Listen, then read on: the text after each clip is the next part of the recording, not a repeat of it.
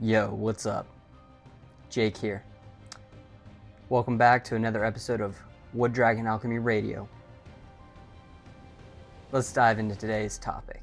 Episode 10, The Alchemy of Relationships.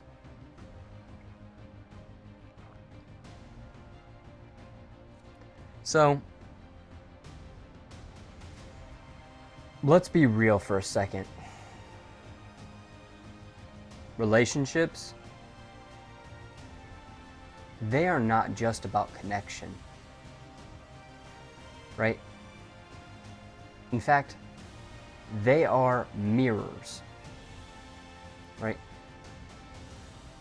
They are teachers. They are catalysts, okay? And whether or not we like it,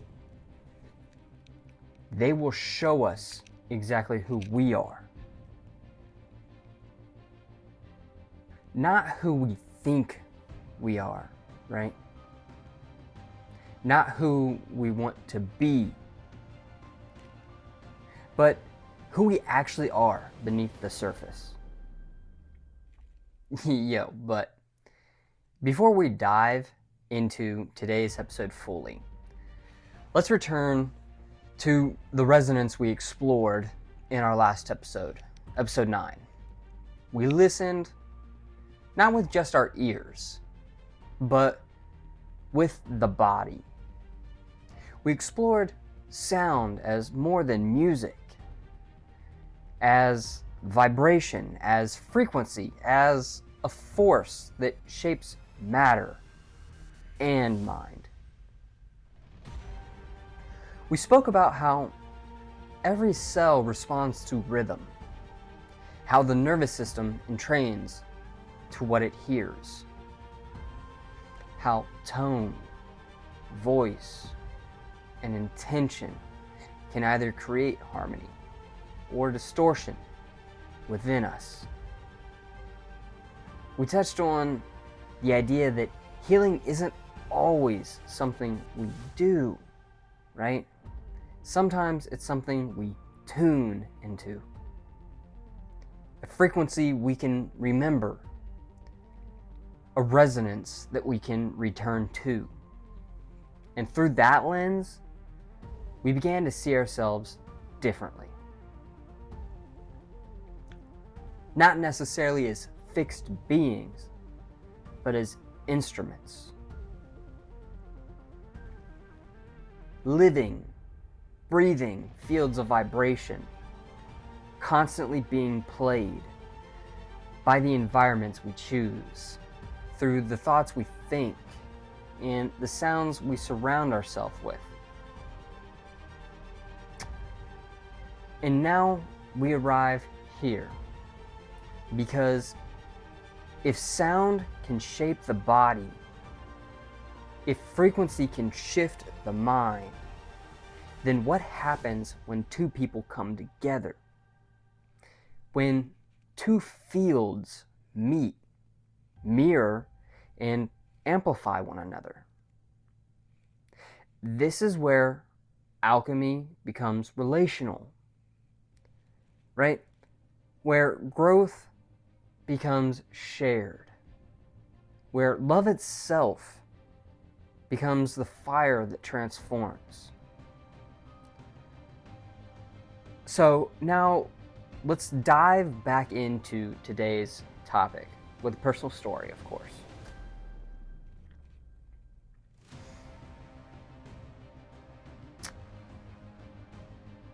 For me, in my experiences, a lot of this started early. Some of my deepest lessons came from my parents. Or, honestly, the lack of the relationship that was there. They were physically and emotionally absent. So, I had to figure out things on my own. And what that created was a deep inner relationship with myself, but also a survival mindset. You know what I'm talking about, that dog eat dog mentality that we've discussed before. Right? Like, if I don't take care of myself, then no one will. But when you put it under the scope, it's easy to see that it was fear, scarcity, and a general lack of emotional safety.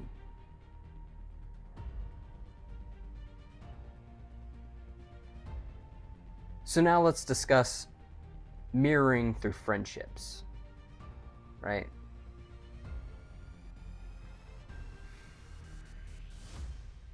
Because those are our first relationships outside of our parents. And for me, I mirrored everything.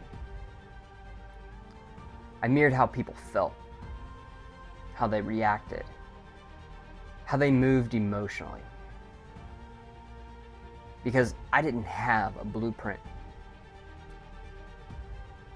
I didn't know what healthy regulation looked like.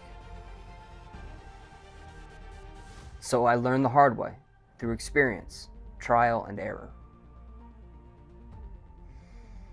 Through reflection. And on a positive note, I developed something very powerful. Metacognition, right? The ability to think about thinking and how you think. But there's a catch, a spicy one. Because without boundaries or systems in place, that can easily, at least for me, turn into rumination really quickly. So you can trap yourself in your own mind,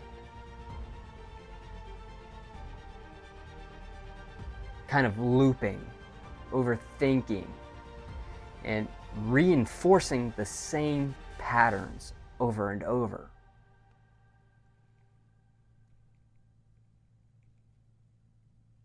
Now, let's bring some science into this for those that care. There's something called attachment theory, right? Developed by John Bowlby. And it shows that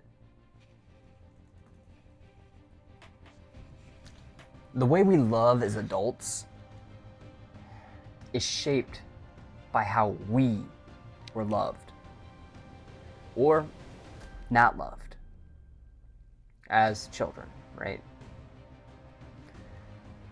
And that can be expressed through a secure attachment, an anxious attachment, or an avoidant attachment. These patterns, though, they don't just affect your relationships. They affect how you handle conflict, how you handle vulnerability, how you experience closeness. And diving a little bit deeper, we have mirror neurons, right? We literally feel and reflect each other's emotions. That's not just poetic. That's biological, right? So that brings us to this part right here. Your nervous system, guys, it's constantly interacting with other people's nervous systems in every interaction, right? And what that's called is co-regulation, for better or worse. Meaning that you can calm someone down or you can escalate them, right? It really just depends on how you show up, right? So when you meet someone with anger, chances are it's going to escalate and it's going to amplify. But when you meet anger with calmness, it's almost like magic. You can watch it dissolve in real time. See, and that's not just philosophy, okay? That's physiology.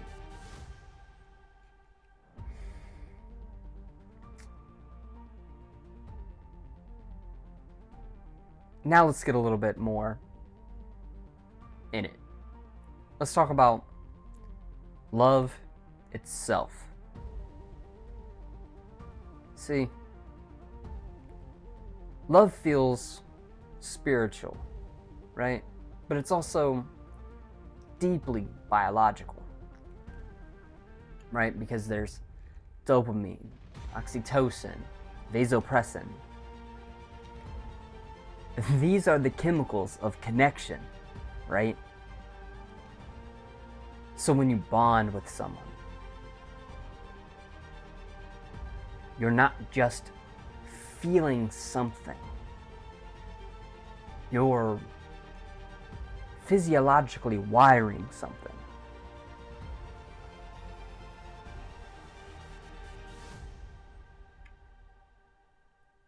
So let's zoom out for a second, okay? What if every relationship in your life was designed to show you something?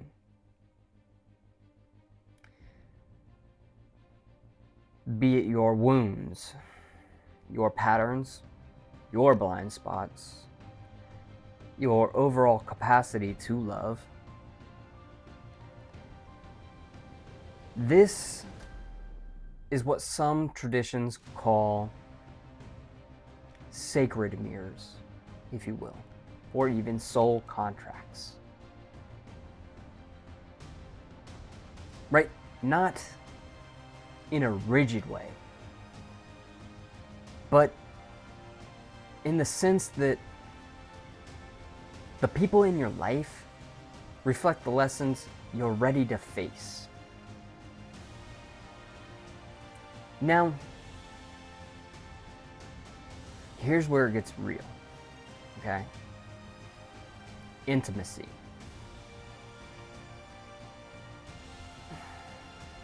Is not just connection, okay? It is exposure. It quite literally reveals your fears, your insecurities, your conditioning, and ultimately, your truth. See, and I believe that's why love can feel, well, like both medicine and a challenge at the same time.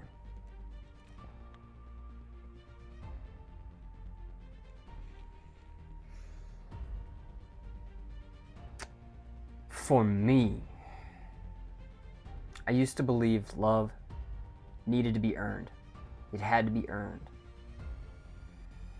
That I had to prove myself. I had to prove my worth. I had to fix people. I had to save people. All of that just to be worthy, right?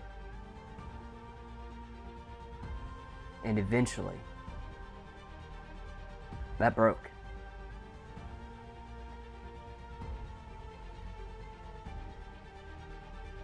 And something new emerged.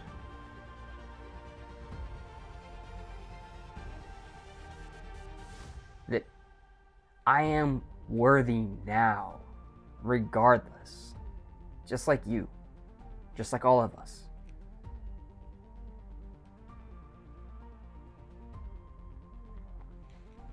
Now, here's something people don't really talk about enough. Or at least I haven't seen it. When you start changing and growing, you set boundaries. right? When you evolve. And when you do this, you will receive pushback, right? But that's not failure, okay? That's just feedback.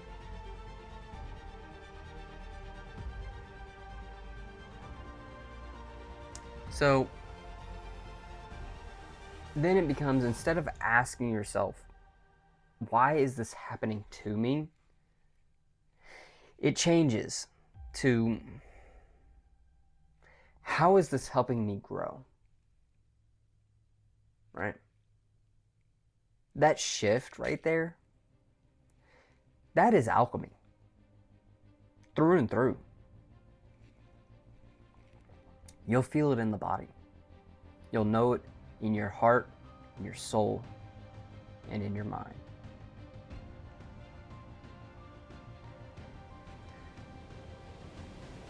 So let's discuss some practice, right? This is something that I think you could try this week if you wanted.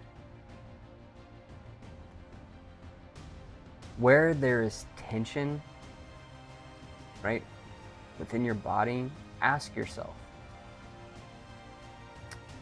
what is this reflecting? What am I feeling? Where have I felt this before? Right? And this isn't to invoke a reaction. I want you to just observe it. Get curious about it, right?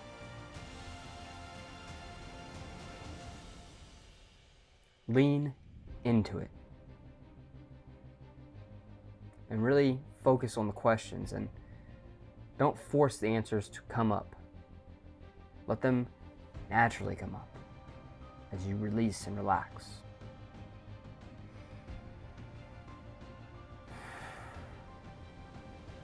Just observe. Yo, but real quick, I'm gonna slide in a teaser for the next episode, episode 11. Movement is magic. See, I believe movement is more than just exercise. For me, it is embodied alchemy. From fascia science to dance as prayer. That episode is going to explore how the body becomes the actual bridge for transformation. Right? Learning how to move with intention to unlock your inner magic. I'm pretty excited for that one. But let's wrap up with some closing reflections. I want to leave you with this, guys. What if the people in your life aren't random? What if every relationship is actually an invitation to know yourself, to grow, to love more deeply? Because, guys, at the end of the day,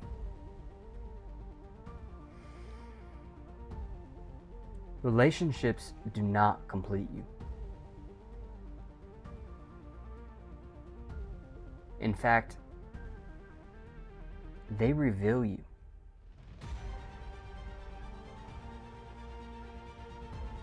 And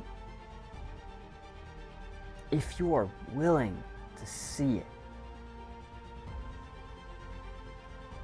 every single relationship then becomes alchemy. A chance for you to grow and step into a new version of yourself. A more grounded version. A more authentic version.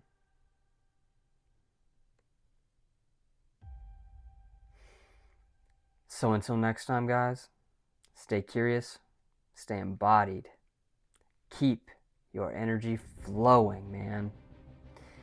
And peace be with you. Jake out.